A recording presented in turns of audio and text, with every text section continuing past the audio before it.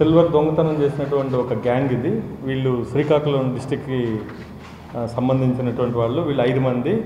సవర సిపన్య, అలాగే సవర భోగేష్, బత్తిన శ్రీకాంత్, సవర సూర్యం, కురుమణ శ్రీనివాసరావు. వీళ్ళు దొంగతనాలు చేస్తున్నటువంటి గ్యాంగ్.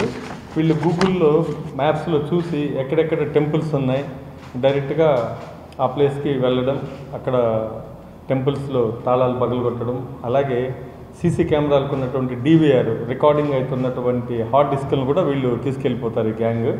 అలాగే మన డిస్టిక్లో 2 ఇన్సిడెంట్లు, ఒకటి నాగుప్పలపాడు మండలంలో నిడమానూరు, అలాగే చదలవాడ, ఇది ఒకటి జనవరిలో చేశారు, రెండోది సెప్టెంబర్లో దొంగతనం జరిగింది.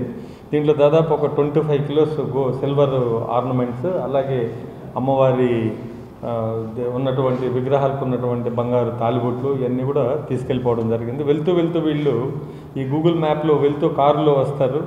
ఆ రోడ్లో వెళ్తున్నప్పుడు గూగుల్ మ్యాప్లో చూస్తే టెంపుల్స్ అని కొడితే ఎక్కడో నియరెస్ట్ ప్లేస్ చూపెడుతుంది. పెద్ద టెంపుల్ అయితే దొంగతనం చేస్తే మంచి ఒక 10 కిలోలు సిల్వర్, 20 కిలోస్ సిల్వర్ దొరుకుతుంది అనుకున్నప్పుడు ఆ టెంపుల్ ముందుకే వెళ్ళడం. అందులో భాగంగా ఈ 2 చేశారు వీళ్ళు. సో వీళ్ళు తీసుకెళ్ళి శ్రీకాకుళంలో కాకినాడ కృష్ణారావు అనే ఒక విశ్వబ్రాహ్మణ్ ఇతనికి అమ్మడం జరిగింది.